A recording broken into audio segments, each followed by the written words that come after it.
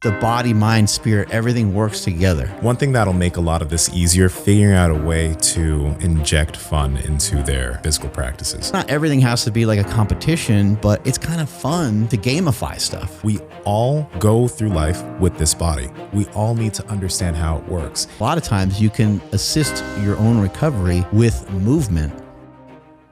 I think sometimes, you know, when people are trying to get in shape, they think a little bit too much of their body, and they think about, like they solely concentrate on that. And I'll give you an example. A great example of this is my ass. Okay. My ass is huge. Fat. And yeah. Thick. And I haven't, it's like I haven't put a lot of concentration on it. Mm-hmm. I haven't done one hip thrust. I mean, I've done at least 2 hip thrusts. I have children, right? Yeah. But I haven't done any of the hip thrusts that you do traditionally on the ground, you know, against a band and all those things. So yeah, just the ass has just kind of grown without a focus on it. But I have been training it, you know, through deadlifting and squatting and so forth. So you haven't been focusing purely on that thing, but it came even though you didn't really want it. Yeah. Well, it's here now. Yeah. Yeah. It's here to stay. And I think that's one of those things, especially every single year. And New Year's resolutions, I think, are awesome. Everybody what wants do you do for your shoulders, Nsima? Right? I inject. It's a joke. It's a joke. It's a joke. How much you using, bro? A lot. Another joke. But that's the thing. It's like you have these goals of having bigger shoulders, getting abs, getting lean, building muscle, etc. And the thing is that clearly takes a lot of time and it takes a lot of consistency. But if you're solely focused on that, if you're solely focused on the way you look all the time, it's very, very easy to get disheartened with that goal because it takes years, right? So I think that it's good to have that goal, and I think it's good to have that at back of mind. But if you're able to set up things that can give you wins every single day, that will be the thing that will give you the energy to continue heading towards that big goal you have. Because the thing is, the body's going to come, but when that body does come, what are you still doing? Because you don't just stop. All right. And looking like you lift, if you've already been lifting for a little while, it could be a matter of just maybe a little bit of weight loss. It could be a matter of maybe a little bit more consistency in the gym. And for that might not really take that long. But every time that you start to have a new goal, like let's say you're saying to yourself, oh, I'd love to see like a bicep vein. Well, if you've been training for a little while and you go on a diet and clean things up a little bit, probably not going to be that hard. Next thing you know, you see a bicep vein. And it might have took 3 months or 6 months or something like that. But the next goal, you know, and the next one is just kind of like, because you're trying to advance the entire time and you're trying to have like this kind of evolution of your fitness journey, it might take a long time to gain strength that is, the strength that can win a powerlifting meet. Right. Mm-hmm. It might take a few years. And most often from what I've seen from most people is it usually takes about like 8 or 10 years to build real appreciable strength, which is like, that's a lot of time. Yeah. That's a long ass time. And one thing about it is like some of you guys might've been, you know, maybe you just started lifting a year ago or 2 years or 3 years. Like, got to realize that might feel like a long time, but ideally you're here for a long time. So in the grand scheme of things and in the grand scheme of your progress, 3-4 years of lifting is not that much. 3-4 years of like being physically active is really not that much. You got to be at this for a while. But that's why for me, I've always, I haven't had the focus be purely on the way I look. I find ways to have wins in terms of the things that I do every single day. I have different practices like, you know, I have things like the rope. I have things in terms of what I do with kettlebells and sandbags.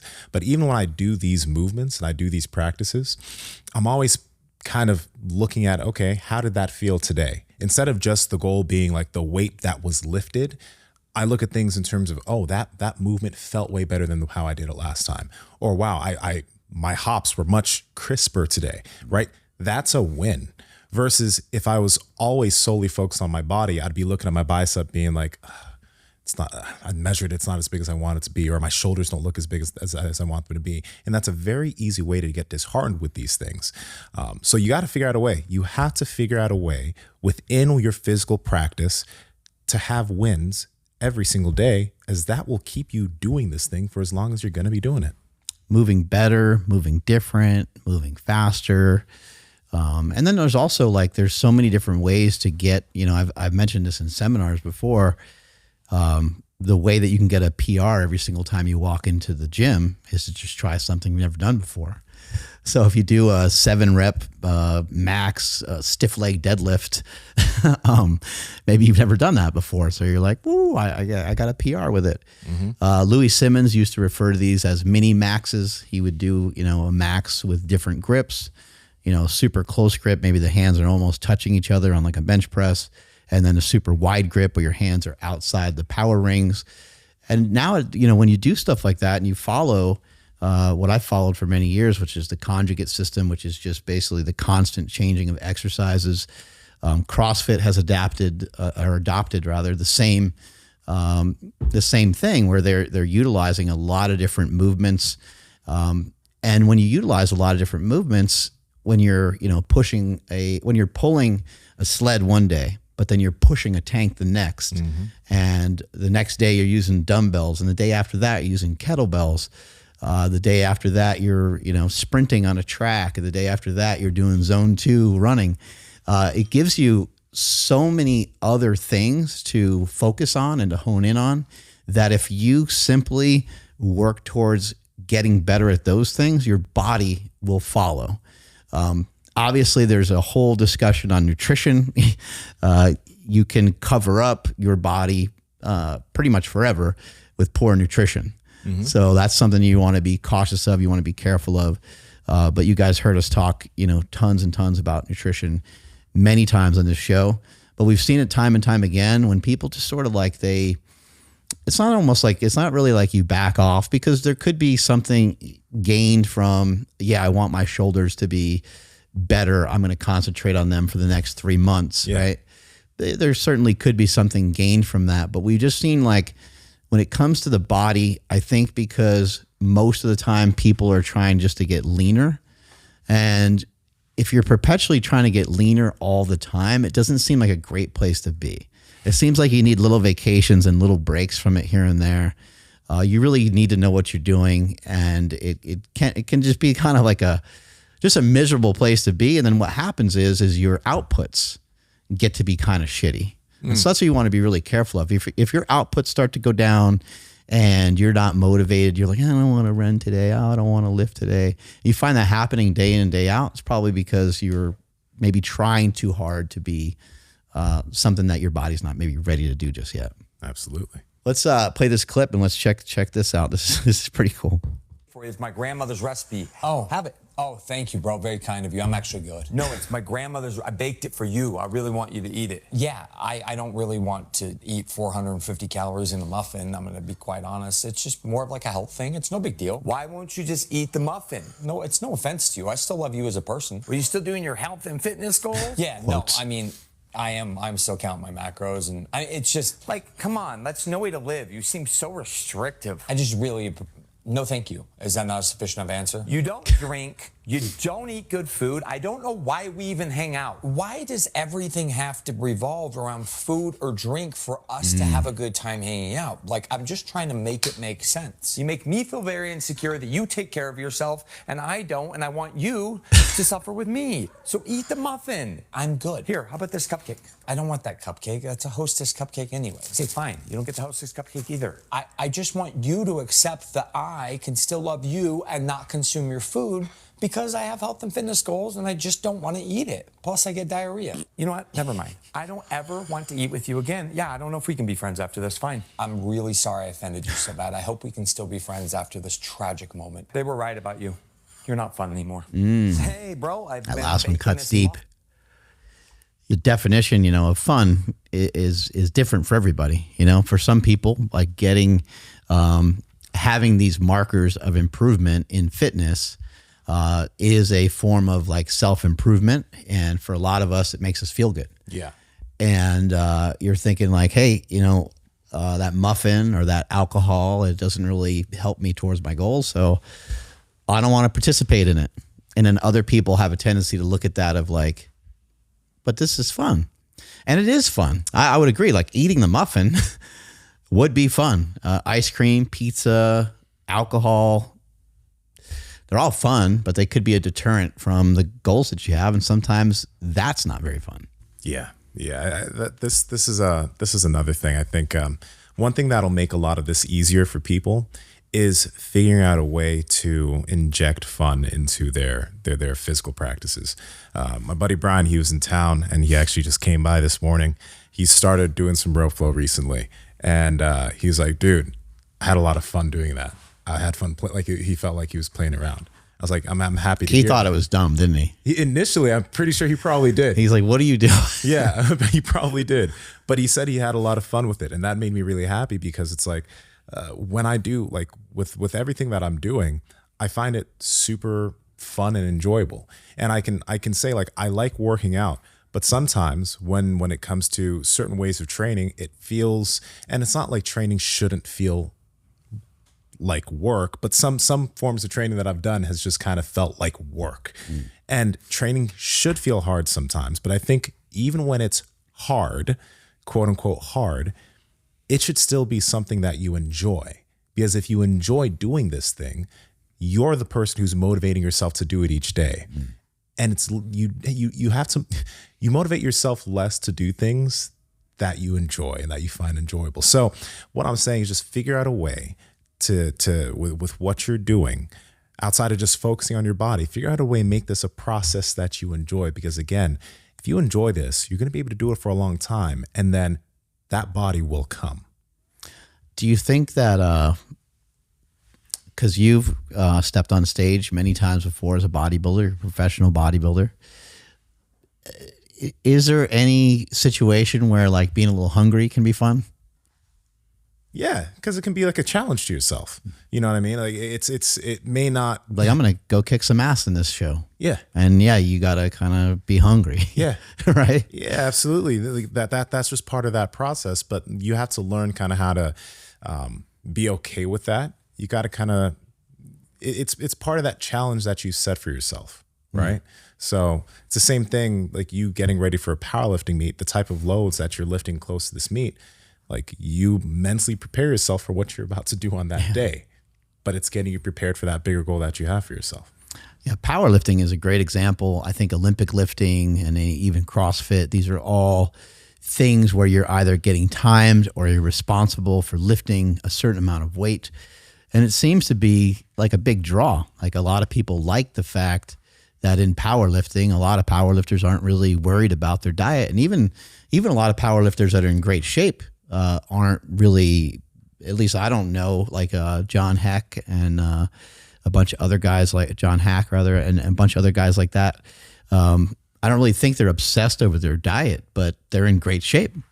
And it's kind of to our point is that their focus is like, let me just get better at this. Because powerlifting, you know, interestingly enough, even though it doesn't seem like you need to be in any kind of shape in powerlifting, the more athletic somebody is and the more in shape somebody is, a lot of times the stronger that they are, or the more capacity they have to be insanely strong. That's why you see some of the best lifters, they can transition over into something different afterwards. And then also they're super resilient. They don't tend to get hurt. But, you know, make no mistake about it, most of these power lifters, weight lifters, if they wanted to get lean, it would be annoying. It might be difficult for them because maybe they don't have a practice of some of these disciplines that you might have to get into when you're dieting. Mm-hmm. But they have the muscle mass. They have everything. They have everything lined up to be in great shape. I think that this kind of brings us into the second idea, because I was going back and forth with a friend of mine. His name's Marcus Adudu. He's Nigerian. He's like, I think he actually just turned 28, but he's been doing powerlifting for a while. Now, Marcus, you know, he was doing powerlifting when I was doing it, like, you know, 2015, 2014. But he's just been chipping away, and he's been super consistent and super patient. And now like he has some ridiculous type of numbers, right? But he's been patient with himself, chipping away at that, versus when I've seen other people, step into powerlifting, they're just trying to go for PR after PR after PR quickly. And then 2 years down the road, you don't see them really lifting anymore because they've burnt themselves out, or they've injured themselves, or they've just done really irresponsible things to try to get towards those goals because they didn't give themselves the time to improve. I think this is where people shoot themselves in the foot when it comes to the goals that they have with their body. They train maybe 16, 20 weeks. Maybe they've been doing good for a year. And they look at themselves after a year and they're like, this isn't what I see on YouTube. This isn't what I was expecting. So either they just make some irresponsible decisions and rush the process, or they just give up and do something else, right? So you got to give yourself time. You got to be incredibly patient. Things are going to take a long time, and not only that, you are going to occasionally like go backwards. Oh yeah. Or at least you're going to feel like you went backwards. Yeah. I know I've felt this in powerlifting many times, getting ready for a competition or something. And I'm like, not only am I like not as good as I was last competition, but like, I think I'm worse than I was 2 or 3 years ago. And you're like, what's going on? But then you're kind of patient and you're maybe relearning something. Maybe you came off an injury. And then everything kind of starts to settle down. Everything starts to work out. And you're like, but even if it is the case that you did have a setback and that you did get a little bit worse on something, that is even more reason to be patient. Like your numbers are your numbers. Your body weight's your body weight. Your body fat's your body fat. It doesn't really matter what body fat percentage you were before. It doesn't really always matter that much what you lifted previously. Mm-hmm. If your best deadlift is 600 pounds and you barely lifted 405 today, that's okay. That's not disheartening. That's just where you're at for right now. And you can work on rebuilding it. I think if we just give ourselves time, so whatever it is that you're thinking about, whatever the goal is that you're thinking about, I think it can be helpful to set a timeline on it so that way it does get accomplished in some sort of period of time. But I would just give yourself enough time. For myself, I would love to run the 400 meter in under 60 seconds. But I don't really have like a direct timeline on that. And I just think that I believe that it will happen. Like I'll just train.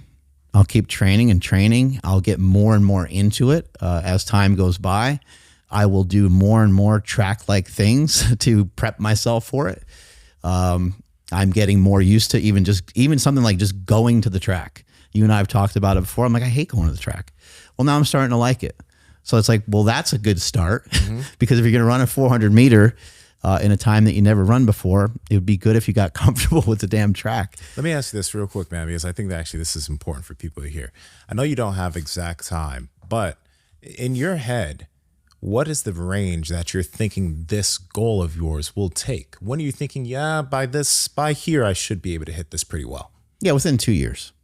2 years, right? That's years, not like 6 months from now. Yeah, it's like 2 years. And I've been sprinting for probably about 6 months. Yeah, and so, you've been running for a few years now. Too, yeah, exactly.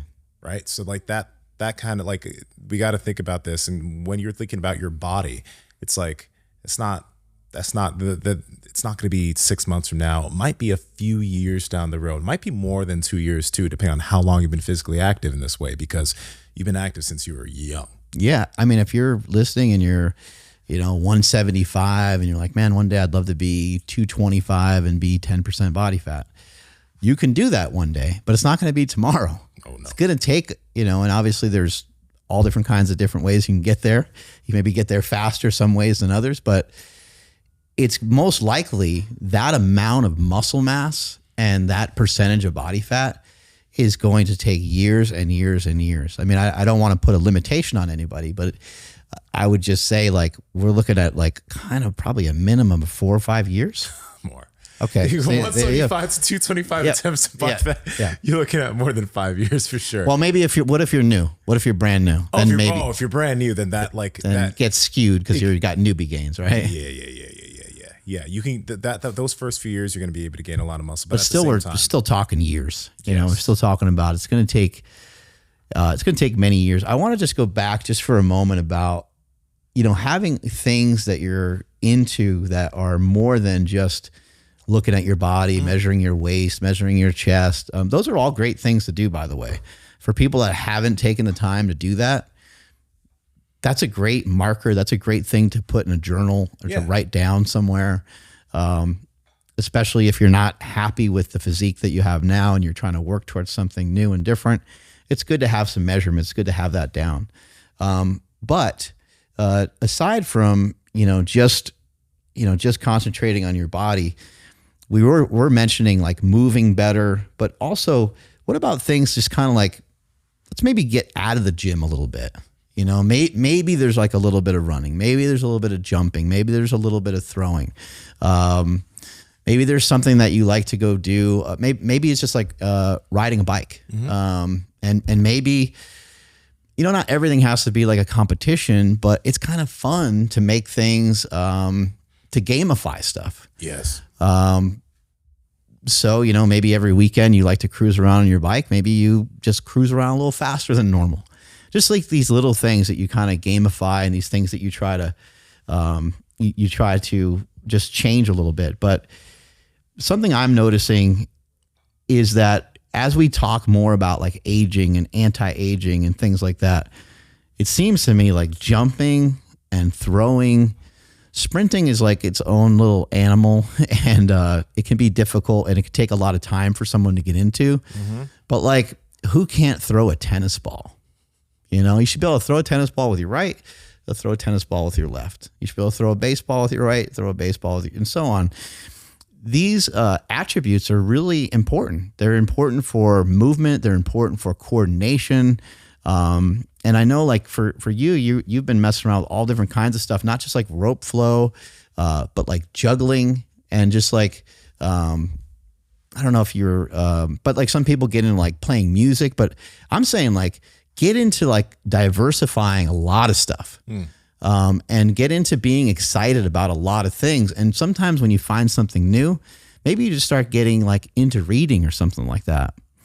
And somebody could be like, oh, come on, why is he talking about reading when we're talking about the body? Because the body, mind, spirit, everything works together. Yeah. And you're in this pursuit to get better in as many different ways as we can. Which brings me to our next thing, which is learning.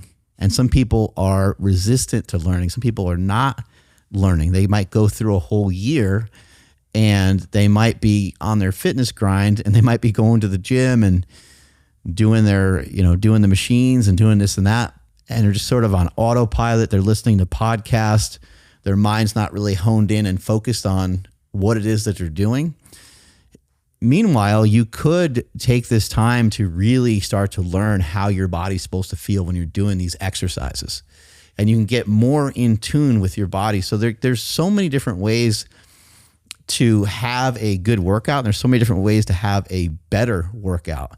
One way to have a better workout is just to be more in tune with exactly what it is you're doing and to learn how it's supposed to feel. If you're someone that's taking supplements or vitamins or anything to help move the needle in terms of your health, how do you know you really need them? And the reason why I'm asking you, how do you know, is because many people don't know their levels of their testosterone, their vitamin D, all these other labs like their thyroid, and they're taking these supplements to help them function at peak performance. But that's why we've partnered with Merrick Health for such a long time now, because you can get yourself different lab panels like the Power Project panel, which is a comprehensive set of labs to help you figure out what your different levels are. And when you do figure out what your levels are, you'll be able to work with a patient care coordinator that will give you suggestions as far as nutrition optimization, supplementation, or if you're someone who's a candidate and it's necessary, hormonal optimization to help move you in the right direction so you're not playing guesswork with your body. Also, if you've already gotten your lab work done, but you just want to get a checkup, we also have a checkup panel that's made so that you can check up and make sure that everything is moving in the right direction if you've already gotten comprehensive lab work done. This is something super important that I've done for myself. I've had my mom work with Merrick. We've all worked with Merrick just to make sure that we're all moving in the right direction and we're not playing guesswork with our body. Andrew, how can they get it? Yes, that's over at merrickhealth.com/powerproject. And at checkout, enter promo code PowerProject to save 10% off any one of these panels or any lab on the entire website. Links in the description as well as the podcast show notes. I agree with you. I think, I know that with what we do here, we're focused on fitness. It's what we love, right? So of course we're going to learn more and more about it. But, as I've been learning, and giving people more tools to take care of their body, I've realized that as I've done myofascial release, I learn more about my body. I learn more about the symptoms that I may have, and then I learn ways to deal with those symptoms and make them go away, right? So as you're doing all of this, as you're potentially learning different ways of lifting, getting stronger, working on your nutrition, this stuff in terms of dealing with your body isn't relegated just to people who are bodybuilders or people who are powerlifters or people who are athletes, because we all go through life with this body. We all need to understand how it works. And we should probably not leave that responsibility on somebody else. Don't get me wrong. It's good to have a coach. If you want to have a coach to do stuff for you, or you want to have a trainer, it's good to have those things. But the responsibility of learning how to take care of yourself is your responsibility, because that's the only way that you're going to be able to continue to do this stuff pain-free for the rest of your life. So if you don't have things that you're watching or trying, so if you're not trying different aspects of soft tissue to see what your body gives you, because you'll learn more about that. If you're not trying to learn how to breathe better, if you're not trying to learn how to figure out things to optimize your sleep, if you're not trying to figure out new things in terms of getting better nutrition, if you're not learning from your blood work, seeing what works, and getting things out of your diet that are affecting your blood work, you can't be surprised if next year you're in a very similar spot to where you are now. I'm not saying that you have to do all of these things to make progress. What I am saying is that if you want to make continued long-term progress, you got to just be trying to learn a few new things over time so that you become a better operator of this machinery that you're dealing with every single day. Learn where you're not good. Try to learn where it's not easy to find blind spots on yourself, but try to learn where things aren't where they should be. You go to try like a box jump and you jump up onto something that's like 12 inches or 20 inches and you're like, man, I squat 405. That's interesting. Maybe that should be a little bit more proficient. Maybe that's something you can work on for a period of time. When you see someone that can jump really well, you're not going to see somebody really. It's insanely rare to see anyone that has any appreciable amount of body weight dunking a basketball. Every once in a while it happens, but a lot of times that person is an anomaly. A lot of times that person's a professional athlete. I think the heaviest person to ever dunk a basketball is Mark Henry, who was probably a good 430 pounds. Shaq was over 400 pounds, but he also was like 7'2" or whatever he was. Yeah. But when you set a goal, if you want to run, let's say you want to run the 100 meter in 11 seconds. There's just nobody that has a lot of body fat that runs that fast, right? There, again, a couple NFL athletes, somebody might be like, this guy did it and he's 300 pounds. Mm-hmm. But again, even that person that's 300 pounds that did it, he's not going to be fat. So having different goals in different areas can be a huge thing to help you with having a better body. It also can be something that can help you to have better patience. It also can be something that can help you to learn a lot about yourself, because all of these things take a lot of time. I remember a few years ago, our buddy Steve Gentili went up to bodybuilding.com. Do you remember that? He went up to bodybuilding.com and he did some there's a video of it online. He did some sprints and he did some other stuff. He went up there and I want to say at 290, he ran a 4.540 or something stupid. I mean, this motherfucker, he can move, but he's a bodybuilder. He looks like a bodybuilder. He can get in tremendous shape. most of the people that we've had on the show that talk about like sprinting, not necessarily just like running, but sprinting or jumping, they're in tremendous shape. They're in great shape. So if you have this goal of doing this high jump or being able to touch the rim of a basketball hoop or being able to dunk a tennis ball or a volleyball or something like that, those things are all going to go well with you trying to get in better shape. Oh, Look at those knees. Yeah, he's coming across the body. 4'8", still solid. Shout out to my boy Steve. Yeah. Yeah, but back to this learning thing real quick. Whatever rabbit hole you find yourself down, a lot of us are spending time on social media these days, but what ends up happening to me is like my feeds just kind of transform into that thing, right? I've looked up something so much. I've looked at so many different aspects of that thing that now it's just I get recommended video after video or idea after idea kind of on this topic, right? So be open to learning. When I'm interested in something, I will buy different books on that topic and I'll start kind of digging in on that. Nowadays, you have ChatGPT. Like the cool thing is like you can cross-reference things that you're learning and kind of dig in deeper on those topics. So just think about that. I know that it would be easy if you're just like, okay, do this 5-day split in perpetuity and you could get to that body. And the thing is you probably could, right? You probably could, but how fun is that? Right? You're not building other capacities outside of this. So just try to really, give yourself the time to learn these things. I would say the same thing, for my Instagram feed and stuff like that, my YouTube, I'm always trying to, I'm trying to look up similar things. Usually like most of my, especially YouTube is like, philosophy type stuff, diet stuff. Those are the things I'm obsessed with. Those are the things I'm looking up the most. And yeah, educate yourself on stuff. It actually doesn't take that much digging to sort of like, I'll say quote unquote fact check, because it's hard to figure out what's a fact.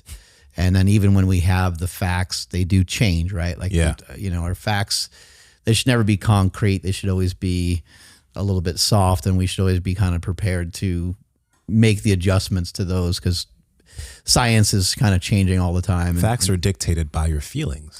Yeah, exactly. Yeah. Put your feelings first.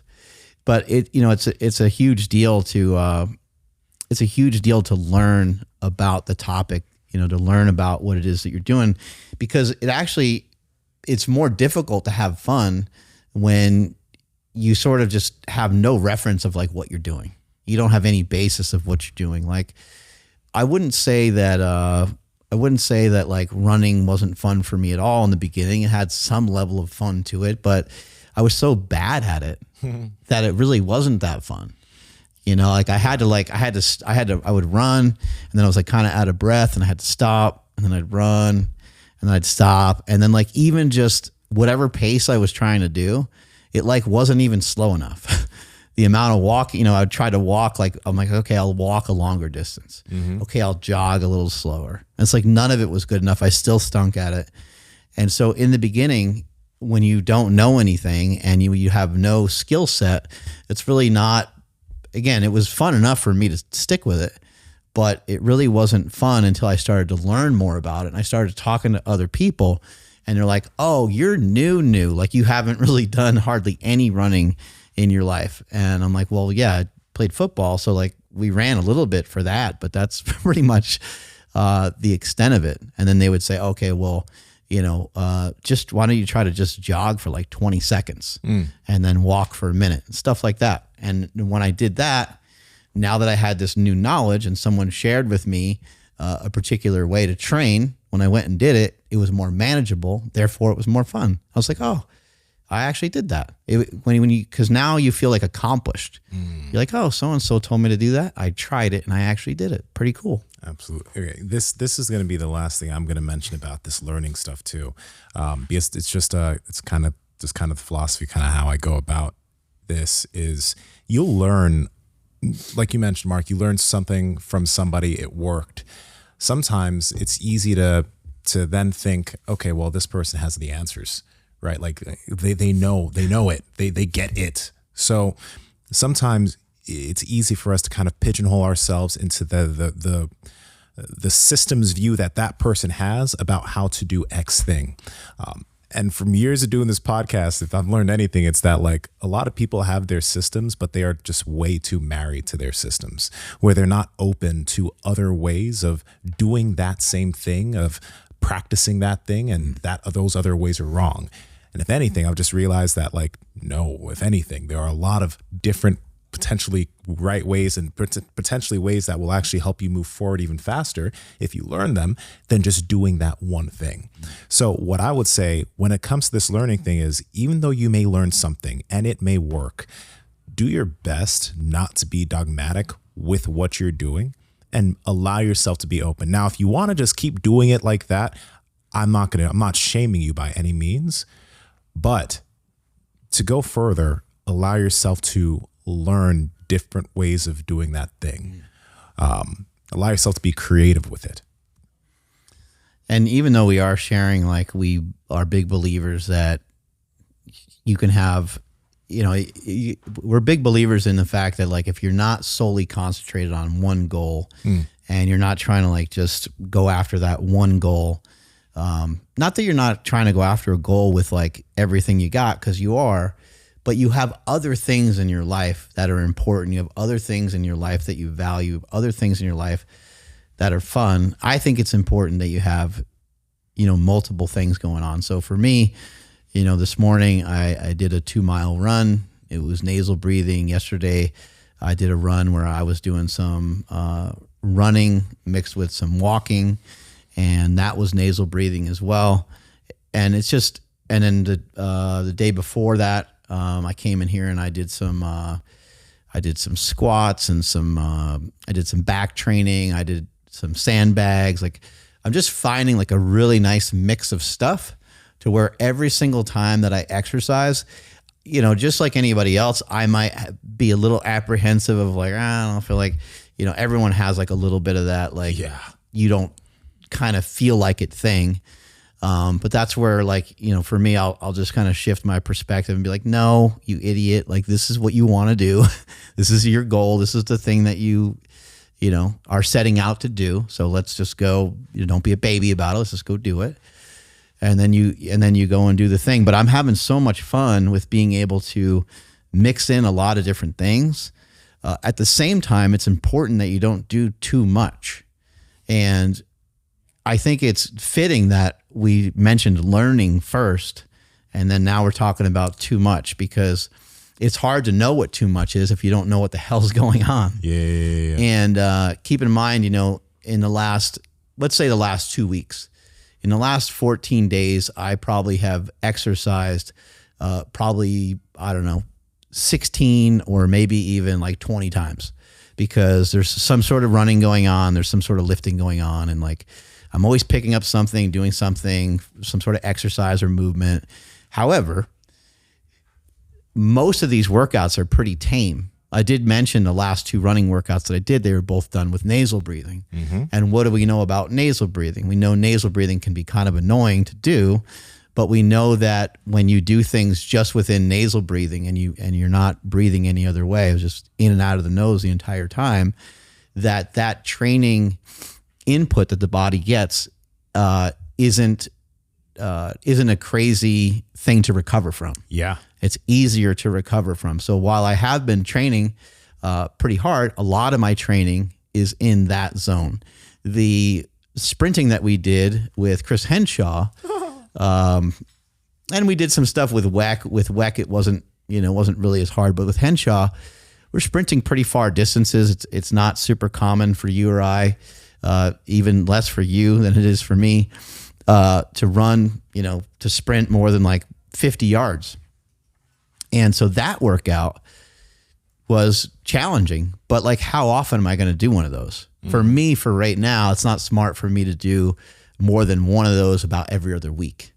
At some point, hopefully I'll get myself to a point where I can go and rip one of those every week and have it not be a thing. But at the moment, I'm still working on it. So while we're sharing all this about, spinning a lot of plates and doing a lot of different things, be a little bit cautious that your intensity is not through the roof. Your frequency is not, like, everything can't be elevated to the roof. Yeah.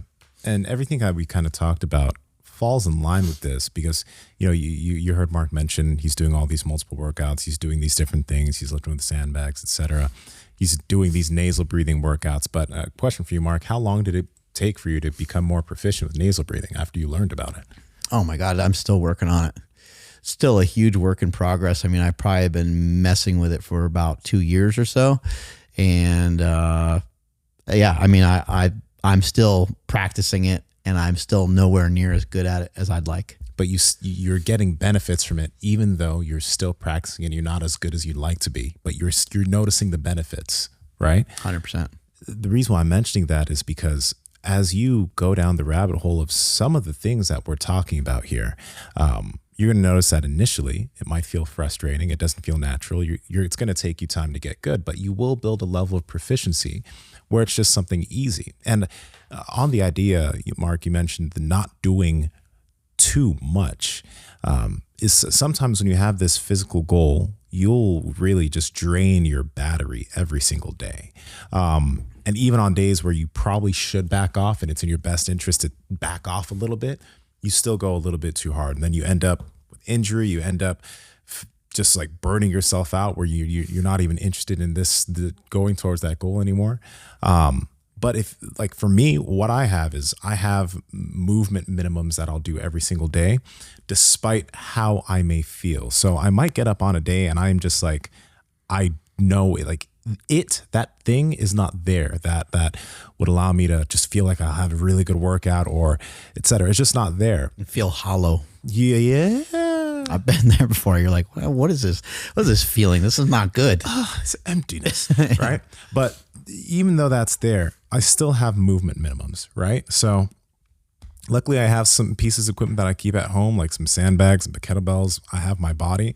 So I'll always get in like 100 hops, right? So it's just like 100 hops or 100 jumps to the jump rope at minimum. I'll get in 100 push-ups. I'll get in 30 pull-ups. I'll get in some type of squat, some type of hinge. I'll get in some groundwork, meaning that I'll just hang out on the ground for at least 10 minutes. I could have a book there, but then I could also, move into some mobility of some different joints, like sit on my knees, etc. I'll always do rope flow every single day. And rope flow is something that doesn't tire me out, doesn't beat me up, but I'll get in some type of throwing pattern. I'll get in some type of balance that allows me to get rotation of the body and it allows my body to feel good, right? So there are these things that I will do, and I'll try to at least lift something semi-heavy. So that could be my 150 bag or 200 bag at least once, maybe, right? This doesn't take too long because, again, I'll do that at some point in the day since I have these things at home. And even on a day that I didn't have it as far as like a hard workout, I still got some blood flow. I still felt good. I still used my body. And that's the thing that's going to help me feel really good the next day, right? So for you, it doesn't need to be all the things I mentioned, but it can literally be like, if you want to get yourself into some jumping, maybe you do 20 or 30 little hops. They could be assisted if you don't find jumping to be comfortable. Maybe you get yourself on the ground and do some push-ups. Maybe you set up a pull-up bar on like your door at home and you just get in 5 or 10 pull-ups each day, just so that these are things that no matter what happens, you still got this.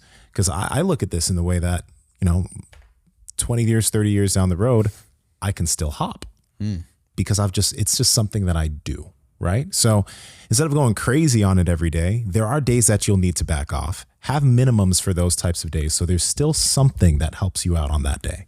I look at that as a win, also, I think there's a lot of gems within resting and recovering. Resting and recovering could be you're at home and you're just on your couch and you're just chilling. Like that can be a form of rest and recovery. You should have some downtime. There's no reason not to. There's no reason not to just lay down, put a blanket on, and just like chill.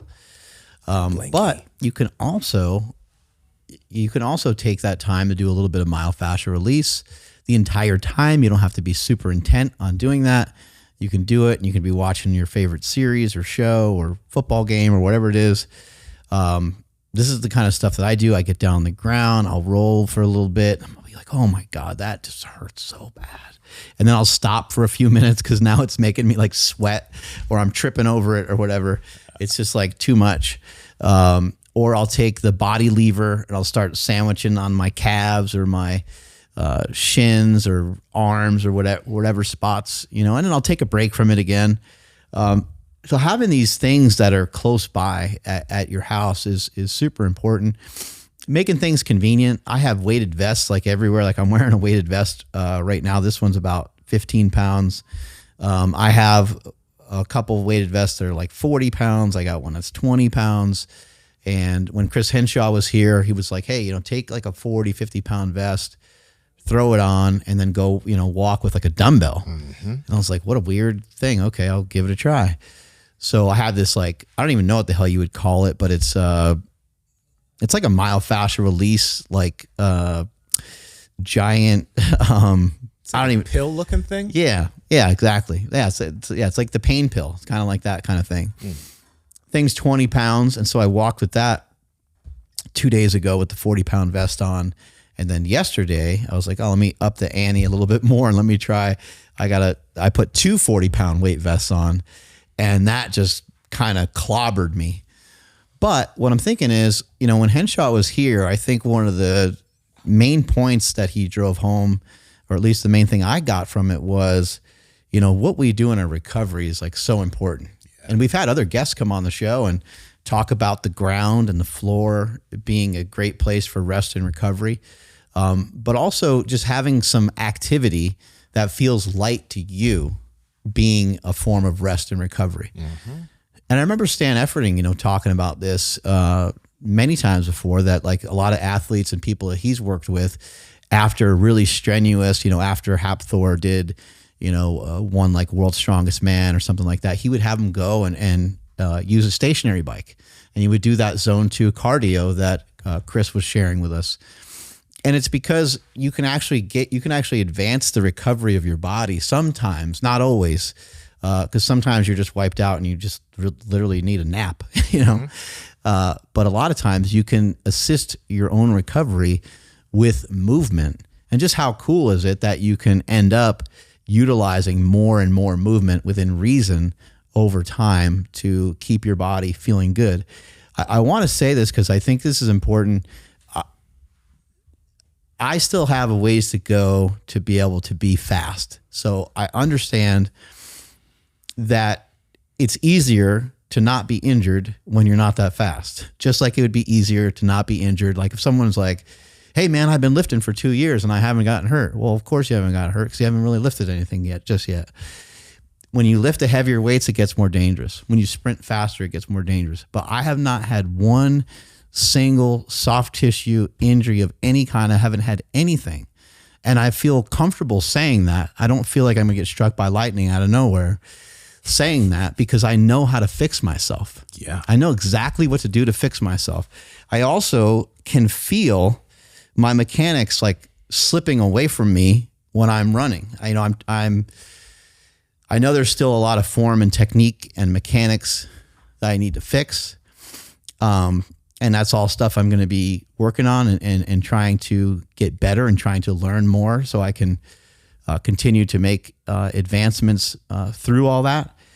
But I can kind of feel my body fatigue, and I can feel that I'm like slipping or losing the sensation that I need. And I learned a lot of that through lifting.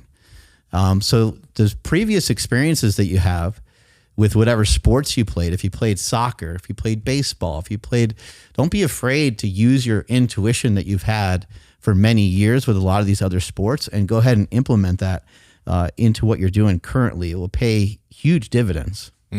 Actually, a note about that, I installed this Muay Thai bag in my garage, right? And I was a little bit wary when I started doing kicks on the first day. But I was like, wait up. I played soccer my whole life. I mean, I know that kicking a soccer ball is actually, there's a difference in terms of like throwing a martial arts kick and kicking a ball, but kicking is kicking. And when you know how to kick a ball in many different ways, I realized like, okay, you know what? Let me just fucking go into this bag like I'm kicking a ball, and just adjust the angle. And I was like, oh shit, there's nothing to be worried about here. You know what I mean? Like so this, what I'm saying is like, yeah, you might not have certain athletic experience, but if you have certain experiences doing things in the past, see how you can bring that into other things that you do. Cool thing with rope flow, the rotation, I felt more comfortable throwing a rotational punch. It's like it feels good throwing punches, right? So it's always good to get coaches for these things, but don't doubt the things that you can learn on your own. Yeah, and even like with something like a punch, I'm very unfamiliar with kicking, which would be good for me to do. I should go, it's interesting just because we don't like play a particular sport, we don't ever do it. Yeah. Like, why don't I just buy a soccer ball? Like, I should just buy a soccer ball and just fucking kick the thing around every once in a while. But you think like, I never played soccer, so I'll never do it. But it would be good for me. But when it comes to something like punching, it is just like rotational patterns. And I mean, if you've ever thrown anything, if you've thrown a football, you've thrown a baseball, throwing a baseball and throwing a football is a little bit similar to throwing a punch. Obviously, there's a lot more things that or there's different things that you need to think about throwing a baseball versus throwing a punch. But a lot of the mechanics of it, a lot of the stuff that David Weck came on the podcast and talked about, the rope flow that you're talking about, how you kind of position you to head over foot and how you're getting the integration of both hands working. You're getting that hand-eye coordination. You're getting the transfer of your weight going from one side to the other. The rope is going from one side to the other. When you throw a punch, it's going from one side to the other. So, I mean, it's going to be really rare for somebody not to have any experience with anything at all. Like, even if you just swam, so I'm swimming as unrelated as it could possibly be to running is like the same thing as running in some weird way. The people that run the best actually look like they're swimming through the air. Yeah. Usain Bolt's run is just like unbelievable, but the way that his shoulders and everything move is a little bit similar to the way that someone's shoulders and spine and stuff moves when we're doing movements like swimming and stuff like that. So, just don't be afraid that you're not maybe doing the thing the exact correct way, and just have a lot of fun with it. And then also, I think, from a perspective standpoint, it's important that you understand this is a goal that, these are goals. These are things that you made up for yourself. You decided at some point that this is something that you wanted to do, and then take great pride in that. This is what I want to do. I'm not that great at it yet. I don't necessarily feel like doing this today because I know it's going to be a bitch, but I'm not going to be a bitch about it. I'm going to go and I'm going to actually just do it because I know in the long run that this is going to be fun. Yeah. One day when I walk through those doors and I'm a black belt, one day when I walk through the door and I'm that guy over there, you're the guy, you're pointing at the instructor, you're pointing at the best guy in the room. It's going to feel awesome. It's going to be fun. And and the process of learning all this stuff is fun. Even though sometimes it could be extremely frustrating. Oh yeah. The last thing I'll kind of say on that same point is just don't be afraid to change your goals. Sometimes your goal is it's aggressive. Sometimes that goal is a little aggressive. And sometimes as you get closer to it, you wanted to be a Division I football player. You wanted to make the Olympic team. Like, some of these goals are very aggressive. That's awesome. Congratulations. Like, that's fucking cool. Hopefully it works out for you. But then you might have to shift gears and be like, well, maybe I'll be a Division I coach, make a contribution that way. You know what I mean? I know it stinks. I know it's not what you wanted. Yeah. But it's okay to have a perspective shift a little bit of maybe I should just change my goal, or the current goal that you have of lifting that particular weight. The only thing that's going to happen is you're just going to get hurt. You're not near it. You're not as close as you thought you were. And now it's just time to just be like, hey, you know what? I'm flying a little too close to the sun. I should maybe back off on that. Meat. It's time to gobble some meat. Good Life Proteins. And all jokes aside, Good Life Proteins is an amazing spot to be able to get your Piedmontese beef that has amazing ratios of protein and fat. So you get more protein and a little bit less fat for every single cut of steak. But they also have fish, they have lobster, they have picanha, which is beef. They have so many different types of meat, so you can pretty much move forward on your diet, get in better shape, take advantage of the things that we talk about here on the podcast in terms of protein leveraging, carnivore, if that's your business, keto, if that's your business. But you can all different types of meat to move you forward. And everything is the highest quality from Good Life Proteins. Andrew, how can they get it? Yes, that's over at goodlifeproteins.com, and at checkout, enter promo code POWER to save 20% off your entire order. Or if you want to save even more, use promo code POWERPROJECT to save an additional 5% off your build box. Again, goodlifeproteins.com. Link is in the description as well as the podcast show notes. And I think what you mentioned there, though, is it's huge because, you could do the same type of routine and do the same things and get very good at them and stick with those things. You could.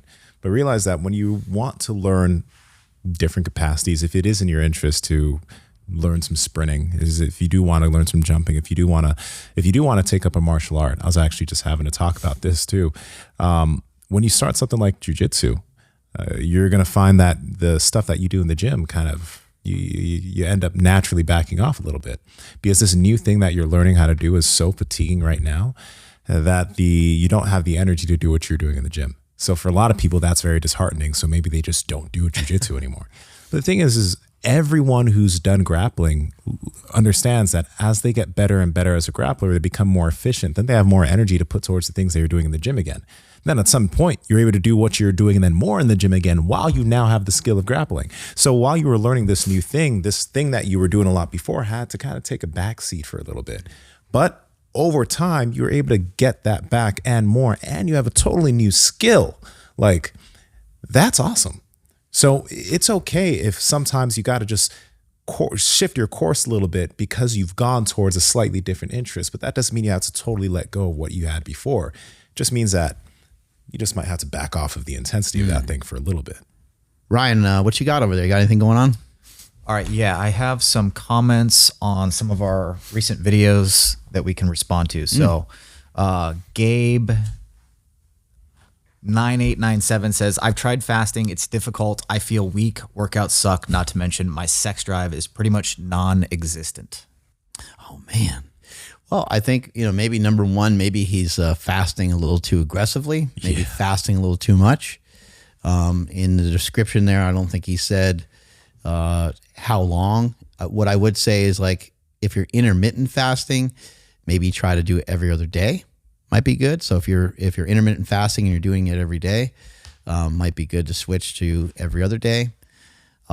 If you're, once a week doing a 24-hour or 48-hour fast or something like that, those can be a drag, and those can drag you down. And kind of the last thing I'll kind of add to that is just what I've noticed with fasting, with intermittent fasting, longer fasts, or even keto, is you really got to bring up your salts a lot. You got to bring your salt way up. But also, let's just keep in mind, I love fasting, and I've been getting into all kinds of different types of fast more recently, and I've been sharing information about it. But I'll say this, you do not need to fast to be in great shape. So that's important for people to know. Like, people have been, like, Arnold Schwarzenegger has pretty much the greatest physique of all time. And that was long before we really knew much about fasting the way that we know about it now. So as much as I like it and I'm a fan of it and proponent of it and stuff, sometimes it can be overdone. I think that's just a sign too. Like, your dig don't work. That's a sign you just got to course correct a little bit. Take a break from it, but just realize you're probably doing what Mark said. You're probably over fasting a little bit. Maybe you're fasting too long. Definitely electrolytes make a very, very big difference. I noticed that when I first started fasting, like, I was getting cramps up the wazoo, and I realized, I'm just electrolyte deficient, right? So yeah, maybe instead of, I don't know what you're doing, maybe you're doing OMAD, but just back it off a little bit. If you're doing 20 hours, do 12. See how you feel with that. And then slowly inch that up and just test yourself, because we've made fasting mistakes, but we've course corrected. It didn't always feel great. Same here for me. It didn't feel great when I started, but now it's very easy to do on any given day. Punch your dick a little bit too, like, beat it up a little bit, make sure, like, grind that this shit. Thing really not working, or, like, you know what I mean? Yeah. Like, just knock it around a little bit. Show it who's boss. Yeah, give it the quick. So there's a lot of comments about the glasses. So this guy's glasses are tough. And then Mark, where'd you get glasses? So I don't know if you want to explain the glasses. Yeah, these are glasses from a company called EMR Tech, and they just are blue light blocking glasses. We have pretty powerful lights in here. We do. And we're inside, and so I'm just trying to. I have no idea whether this type of thing works. It's just a practice that I picked up. I also wear these when I'm watching TV at home. Sometimes I'll wear even darker ones. And what I've noticed is that, especially at night, especially the red glasses, they just make me want to go to bed. I'm like, the day's over. I just want to go to bed. And anything that's going to help me with my sleep, I'm going to be a fan of. So I've been practicing it. When I want to add in, before somebody mentions, oh, but where's the science? We were wearing those red light glasses like 5 years ago. And when people were saying, oh, there's no science for that. And now there's a bunch of science behind it. A bunch of people are now talking about it. Just give these things a shot for yourself. Give these things a shot for yourself and see how you feel. I don't necessarily love wearing them on the show. Because of like sort of what it means or represents sort of thing. Yeah, like I don't the type of person now you're put next to. Yeah, when I see the picture, like when I see the freeze frame or whatever on YouTube, the thumbnail, and I'm like, oh man, like it just you're one of those biohacking dudes. Oh my God. It's you. I know. It's over. Mark Greenfield. That's right. Get me some mackerel. Mackerel coming up, sir. Okay, so this guy, Official Lever King, says, I've never heard if you guys included the context of blue light only being a real problem in the afternoons and evening. I haven't seen the episode where you guys went in depth on it, but the discussion in this video came off as all blue light is bad. I am not an expert when it comes to light. I do have David Herrera. He's on my YouTube channel, which is Mark Smelly Bell. If you want to check some of that out, I'm going to have him answering more and more questions on there coming up. But we also did a podcast with Alexis Cowan, and Alexis answered a lot of questions about blue light. The basics of it is that the sun gives us a lot of different spectrums of light, blue being one of them. However, when the sun is giving us blue light, it's giving us other spectrums of light at the same time. When we are indoors, we are getting exposed to pretty much, unless you have, blinds or something and you got some sunlight coming in, you're pretty much just getting exposed to straight blue light, whether it be through your phone, any monitors, your TV, your lights. And supposedly the most offensive thing of all is lights being overhead. So if you really have a lot of concern over this and you want to try to mitigate this, you will get lamps, and you'll get lamps that are more like at body height rather than being overhead. There's a lot of different information about this, but the gist of it is that the light is coming in from over top, and it's stimulating you in a similar way to the sun being over top. And on a side note, we are addicted to light. You'll find that if you use the restroom in the middle of the night and there's any sort of light anywhere, you kind of find yourself staring at it. Like, that's interesting. We are designed to be addicted to light because we're designed to go outside, and we're designed to collect as much energy from the sun and so forth as we possibly can. I don't think there's any reason to go around being a crazy person about any of this stuff, but it's just good knowledge to have. We spend a lot of time indoors these days. We spend a lot of time with our TV on, our phones on, and we are getting exposed to a lot of blue light.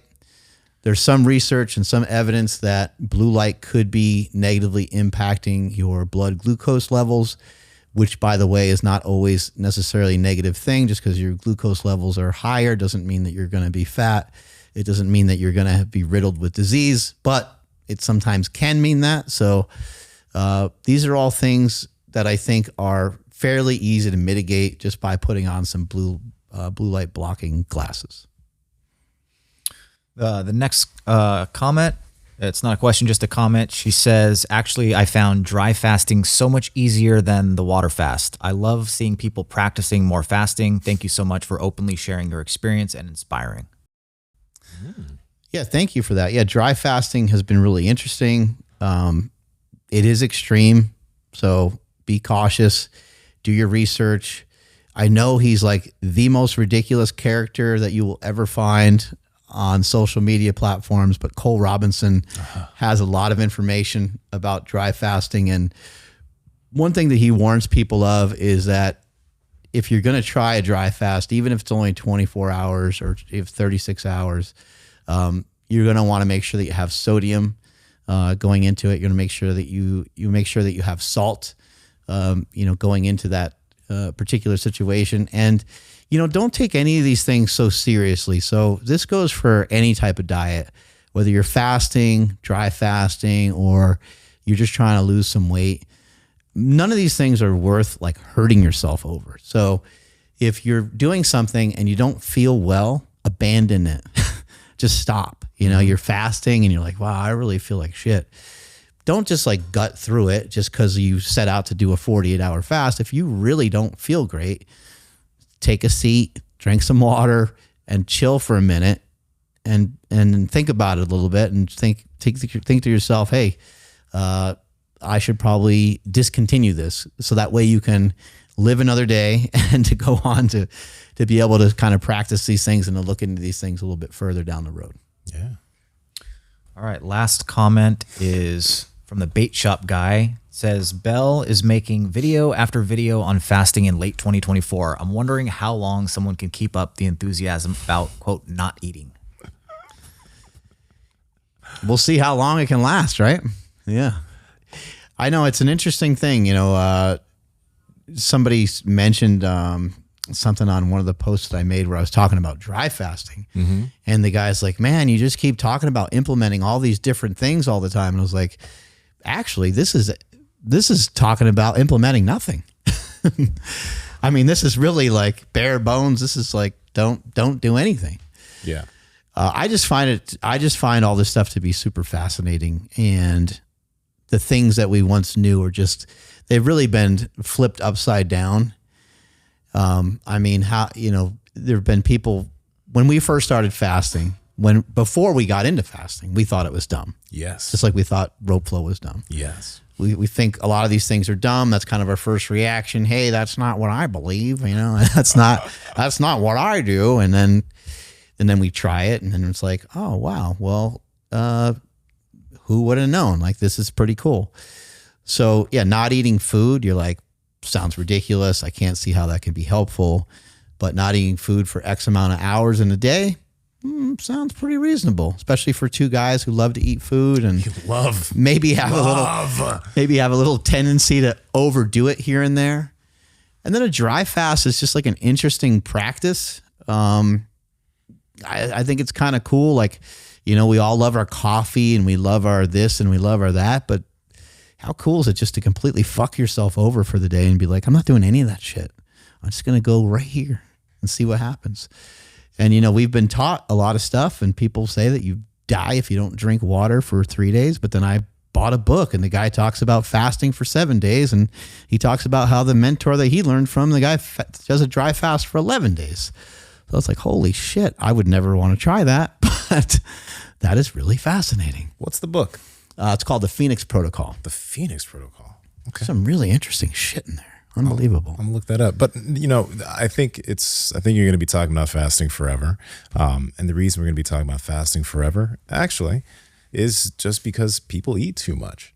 I think there's food is everywhere. We're in a place in history where it's like you have access to it at any time you want. I got this decaf coffee just driven to me when I wanted it. So, that's why when you are in this environment where you can get whatever you want anytime you want, it's in your cabinets, your fridge, your car, everywhere. It's kind of rare to just step away from it and have the ability and capacity to step away with it without it affecting you at all.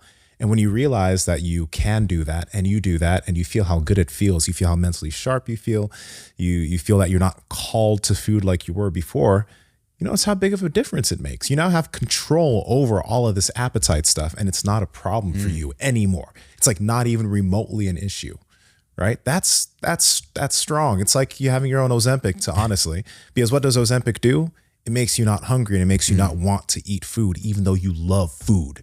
We love food, Yeah. but we don't always eat what we want to eat when we want to eat it, because we've built the habit of just, no, I'm just not going to eat for a while. And you feel fine doing it. Couldn't have said it better myself. Strength is never weakness. Weakness is never strength. Catch you guys later. Bye.